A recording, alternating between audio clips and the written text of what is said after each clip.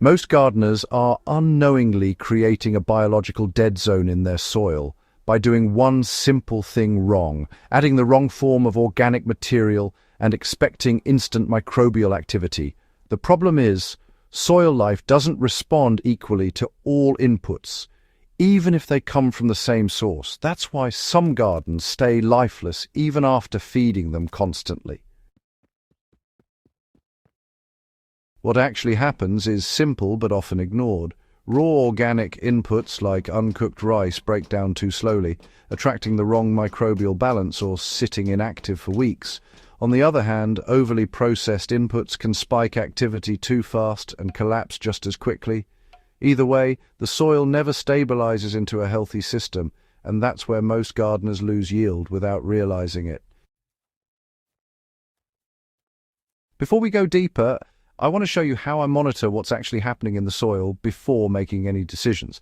I use a simple 4-in-1 soil meter that measures moisture, pH, temperature, and sunlight intensity in real time. Because if you don't know whether your soil is too dry, too acidic, or too cold, you're basically guessing with every input you add. I'll leave the exact one I use in the description if you want to check it out. It's not about the tool, it's about removing blind spots that destroy soil performance. Now, once you can actually read your soil conditions, the rice experiment becomes much more interesting. And what I found completely changed how I use something as simple as rice in gardening. Let's start with raw rice. Raw rice in soil seems like a simple organic trick, but the reality is more complicated. When you bury uncooked rice, it breaks down extremely slowly. In most garden conditions, especially in cooler or compacted soil, it can sit inactive for days or even weeks before any real microbial response begins. What I observed in controlled raised bed trials is that raw rice tends to attract delayed decomposition rather than immediate microbial activation. You might see fungal growth later, but the initial 48-hour window is almost silent. Soil biology doesn't spike, it lingers, and that delay matters.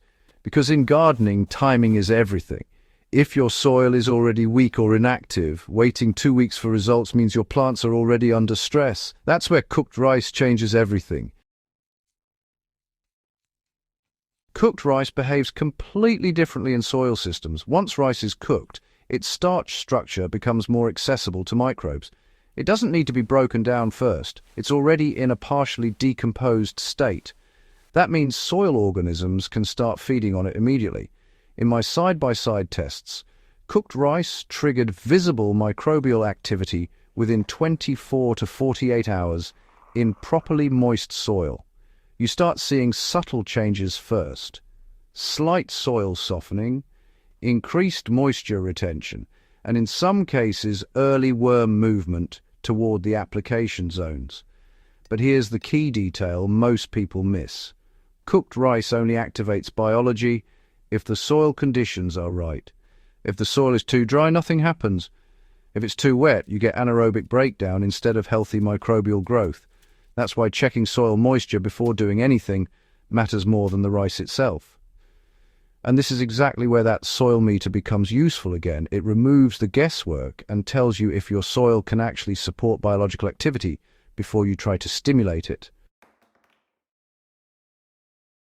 Now let me explain what I saw in real garden conditions when I ran a controlled comparison. In one raised bed, I buried small amounts of raw rice at equal depth and spacing. In another, I used cooked rice in the same pattern. Everything else was identical: soil type, watering schedule, and exposure. After 48 hours, the raw rice bed showed almost no change. The soil structure remained the same, and microbial activity was barely detectable without digging deep. The cooked rice bed, however, showed early signs of biological activation. The soil retained moisture more evenly, and there was a noticeable shift in surface texture, slightly softer, slightly more responsive to touch. By day 4, worm activity started increasing in the cooked rice section, especially around buried zones. That didn't happen in the raw rice section until much later. This isn't magic, it's microbial accessibility. Cooked rice simply becomes available faster to the organisms that drive soil life. Now, before you think cooked rice is automatically better in every situation, here's where gardeners get it wrong. Too much cooked rice creates problems fast. If you over-apply it, especially in warm conditions, it can ferment too aggressively and create anaerobic pockets in the soil. That leads to sour smells, slow decomposition, and in some cases, pest attraction. I've seen this mistake repeatedly in container gardens, where people think more organic matter equals better results. What actually happens is imbalance. The correct approach is controlled placement. Small amounts, buried slightly below the surface, spaced out instead of concentrated. That allows microbes to consume it gradually without collapsing the oxygen balance in the soil. Now here's something most gardening guides never explain properly. The difference between raw and cooked rice isn't just speed, it's microbial direction. Raw rice tends to favor slower fungal-driven decomposition pathways. Cooked rice triggers faster bacterial activity first, which then transitions into fungal colonization later.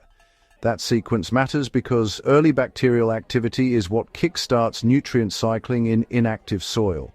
Without that initial spike, the system stays dormant longer. So in real terms, cooked rice is better for awakening soil quickly, while raw rice contributes more to slow structural buildup over time. But neither works properly if your soil conditions are off. Now let's connect this to real gardening outcomes. In raised beds where soil had gone compacted or inactive, cooked rice applications helped restart biological activity fast enough to support new planting cycles within days. In contrast, raw rice systems took much longer to show any measurable improvement. In container gardening, the effect was even more noticeable. Cooked rice improved moisture consistency and root response faster, especially when paired with stable watering routines. But again, the difference only showed up when soil temperature, moisture, and pH were within workable ranges. If those conditions are wrong, both methods fail. That's why understanding your soil environment always comes before adding inputs. Now here's the mistake I want you to avoid completely. Don't treat rice as fertilizer. It's not feeding your plants directly. It's feeding the microbial system that supports your plants. If you expect instant nutrient delivery, like synthetic fertilizer, you'll be disappointed. And what rice actually does is reset biological activity. It wakes up dormant soil systems so that existing nutrients become usable again. And that's a much more powerful effect when you understand how soil biology actually works. So what's the real conclusion after all this testing? Cooked rice wins in terms of speed and microbial activation within 48 hours. Raw rice is slower, more gradual, and less responsive in the short term. But both have value depending on what your soil needs: quick activation or slow structural improvement. The key is not choosing blindly, but understanding what your soil is doing before you apply anything. If there's one thing I want you to take from this, it's this. Soil is not static. It responds, it reacts. And when you learn to read those responses instead of guessing, your results change completely.